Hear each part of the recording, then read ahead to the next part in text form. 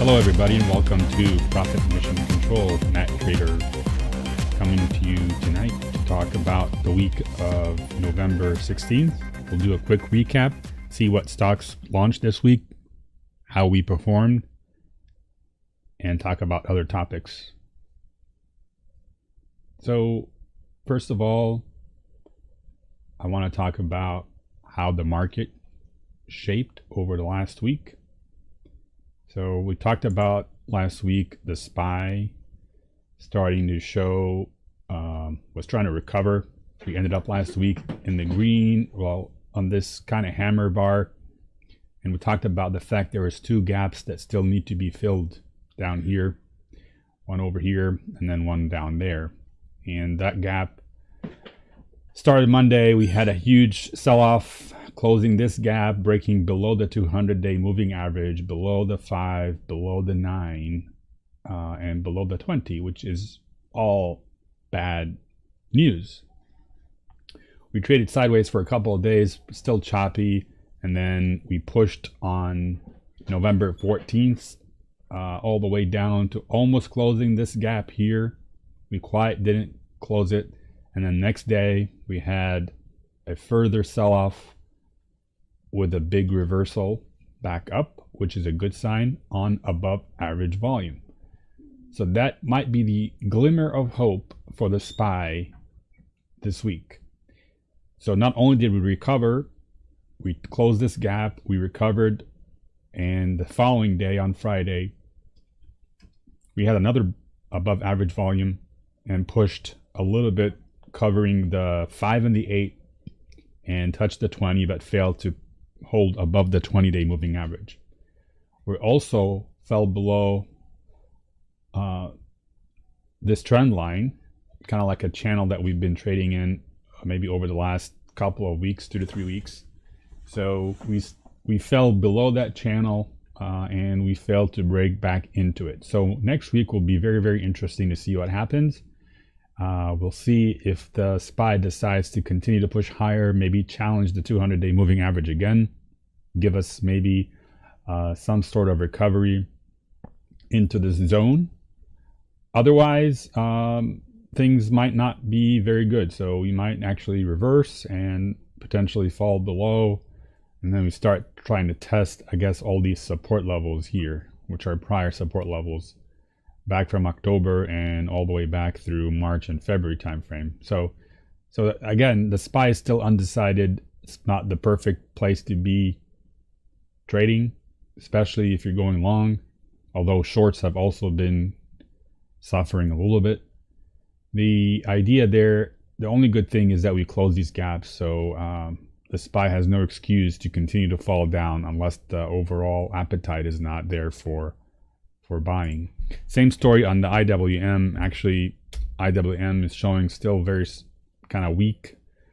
Hasn't shown anything worth noting other than the fact that it found support at this 148 level and bounced off the next couple of days, but still hovering below, well below all its average moving daily moving averages, as well as this kind of trying to enter in this zone here.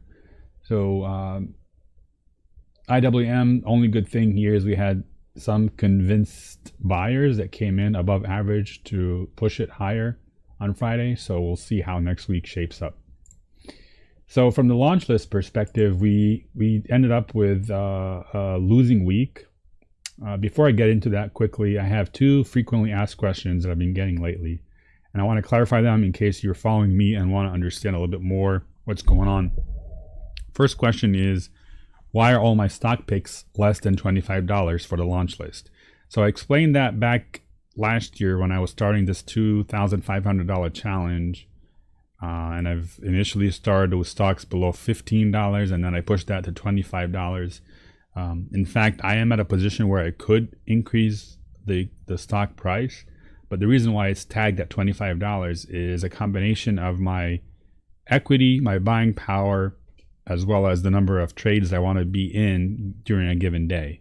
So that $25 is still remaining where I scan every night. It doesn't mean that there aren't opportunities above $25, It's just that my scanners right now are set to only look for stocks that exhibit the same behaviors or the behaviors that I look for, but the price has to be less than $25.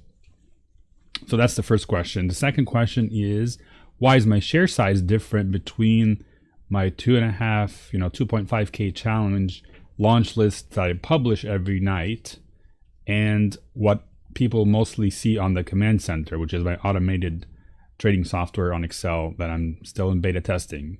Well, the reason is the automated side of the software, the goal there is really to move that to Interactive Brokers. So I'm not going to be starting with a small equity. I'm going to be starting with $50,000. That's my plan. And because Interactive Brokers only gives you 4 times leverage during the day or margin, and as well the combination of the number of positions I want to hold per day, my share size is a little bit different. So again, I use my calculator to figure out what's the appropriate share size so that I don't risk more than roughly 0.8 to 1% of my total equity on a trade. So that's why the share sizes are different. On my 2.5K challenge, I'm still using the size based on the 6-time buying power, but on the Interactive Brokers, the command center, I'm only using the share size for $50,000 with a 4x buying power. All right.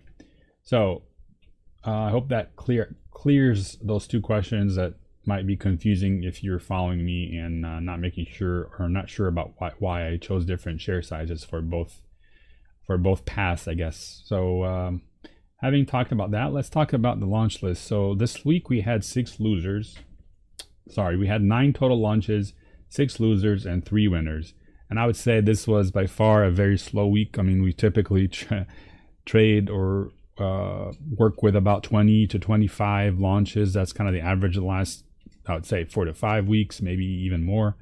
So this week, just because the market, again, was exhibiting kind of weird price action, it still hasn't made up its mind where it wants to go. Let me see here. I'm trying to get the SPY back here, because the market hasn't decided where to go. So there wasn't a lot of picks, and the overnight scanners, whatever stocks they were showing me, were not necessarily anything attractive, worth putting. So ended up kind of with sort of a red week. Now the stocks that were winners were VSI, PDCO, and JELD. And then we lost on GHL, UNFI twice, which was kind of frustrating. VSI, which was initially a loser, and we managed to get some profit out of it. Barely profitable for the week, I guess, on that one. And then 2 other losers, NIHD and INOV. So let me walk you through the winners, and then we can talk about some of the losers. So the first one was VSI, and this one we traded twice. First time as a loser and second time as a winner. So VSI has been beaten up really, really bad in the last few months. I mean, it's just clear downtrend. And then it seemed to have found some stability around the 200-day moving average. And the reason why we put it on the launch list for November 7th was based on, price action on the 6th. It seemed like it hovered around the 200-day average and broke through it, but failed to close under. So that was a bullish sign to me. And the idea there was it was going to go on the launch list for the 7th based on the fact that it held a 200-day moving average. So the idea was if we broke the high of this day here, we have this kind of profit window to work with. And there was earnings the following day. So if earnings were good and buyers were to step in, that makes the potential for a breakout more likely. If the earnings were bad, the stock would just basically fall below that level and sell off. So how did this play out? Well, the entry was to launch at $7.09, and the first time this happened was right here on this day, on the 13th, on November. Let's see here. Yeah, the first time it was a loser on November 12th. So earnings were bad. It sold off, fell below 200-day moving average, held down for 2 days, broke up again above the 200-day moving average, and that's the day where it was buying the whole day and then eventually broke through the launch price. So we got in $7.90, but instead of pushing higher, it was kind of the buying was exhausted, so it pulled down, and it pulled down unfortunately below our abort price, so I had to exit. So it turned out to be a loss, although the chart itself looked very healthy. So that's why I kept it on watch, because the entry and exit windows are still, we're still in play. It's just a matter of the fact that, the end of the day, sellers pushed in and took it down below our abort price. So the second opportunity to launch was on November 12th. November 13th. So the next day. Again, the buyers stepped in, picked up, pushed really high, broke through the 790, broke through our profit target. And not only that, but it actually pushed even all the way to $8.80. Just because the market was choppy, I took my profit early as planned at $8.23. Left almost 50 cents or more on the table. But again, you don't know what the market wants to do. A clear sign was the break of this downline trend line, which would have been a bullish sign to potentially continue to hold, especially after it broke its 20-day moving average as well. But then it is what it is. Took the profit and took out what I could. The price looks healthy. The stock itself has been very weak. It's still officially in a downtrend. I think if it breaks this level, maybe there's confirmation that it might want to push higher. So just keep it on your watch list. The good thing that it broke its 200-day moving average and kind of consolidating sideways. So it's either going to obviously go up higher or potentially continue its original downtrend. Next one was PDCO. PDCO was another very small winner.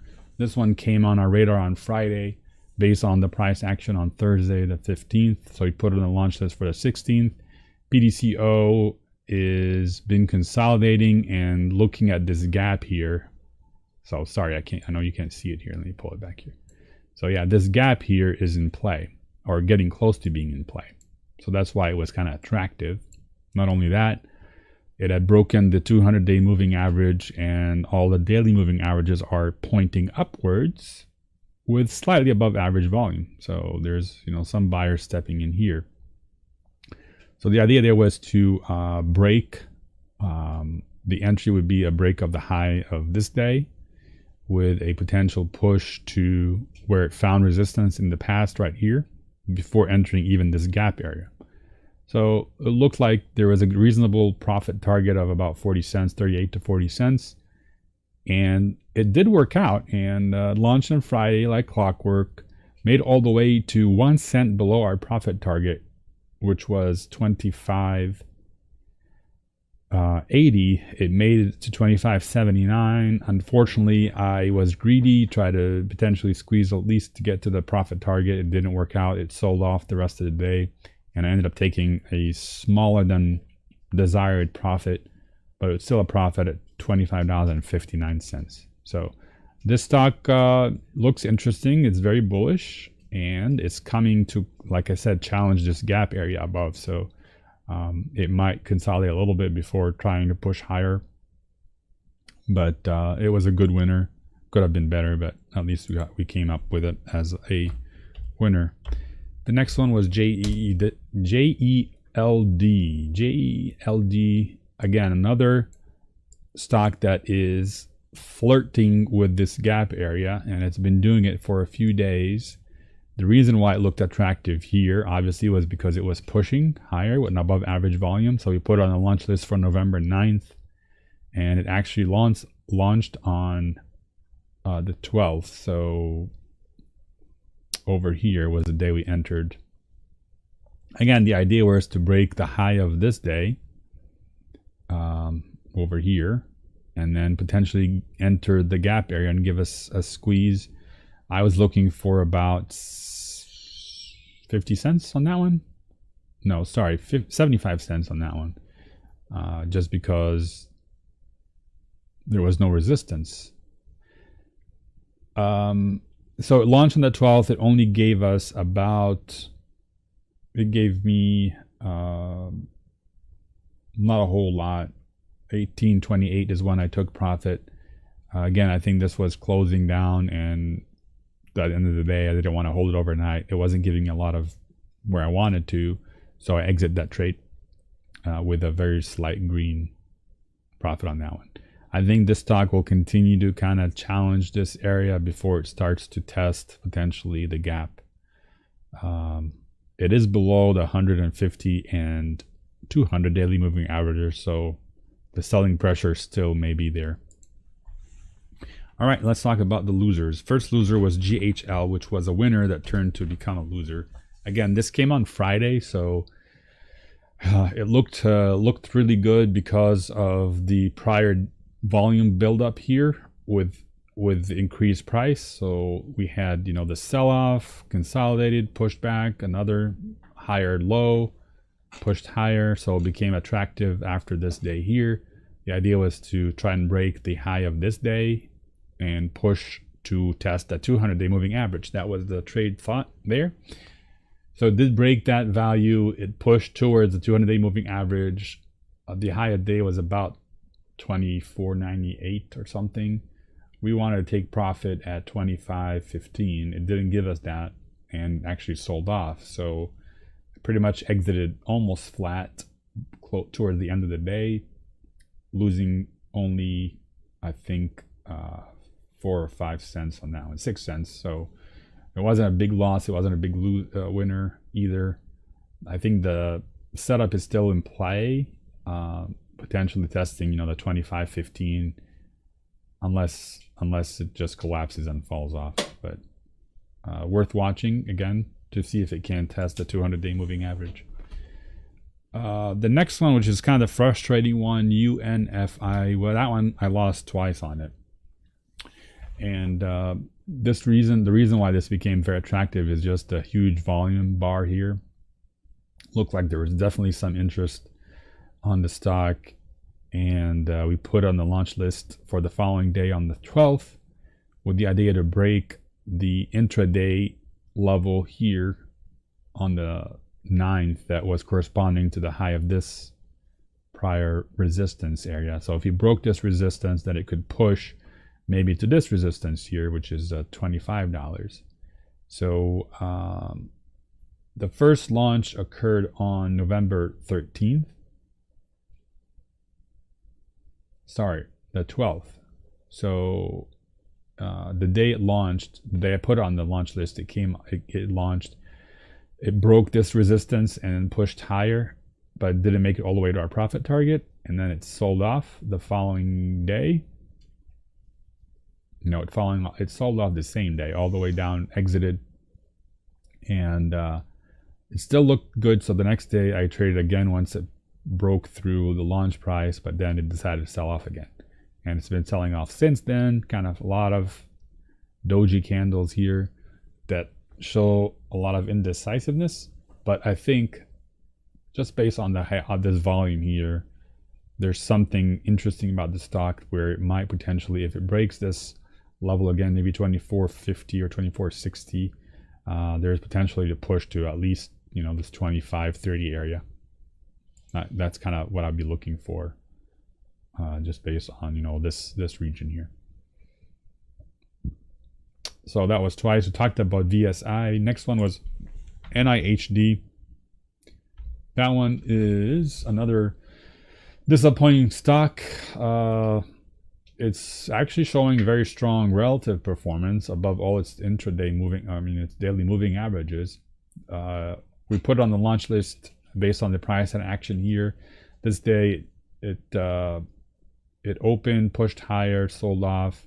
So the idea there was if the next day it would break through this intraday level, which was kind of significant on the intraday chart, they potentially could test again the high of this day, but instead it barely broke above to get us in, but then sold off immediately and then collapsed the next following day. So in hindsight, just because this day was red, maybe I shouldn't have put it on the launch list.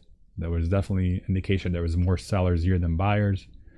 I didn't expect it to maybe, punch this level. Maybe if I had entered or put a launch price a little bit above or closer to the resistance here, might have worked better because I wouldn't have been in that stock anyway. But anyway, it sold off pretty hard with high volume. Not sure what this stock wants to do next. It's a very relatively inexpensive stock, so some manipulation is possibly there. And then the last one, which was a loser, which is INOV. INOV came on our launch list on November the 12th here, based on this huge buying performance after earnings. A lot of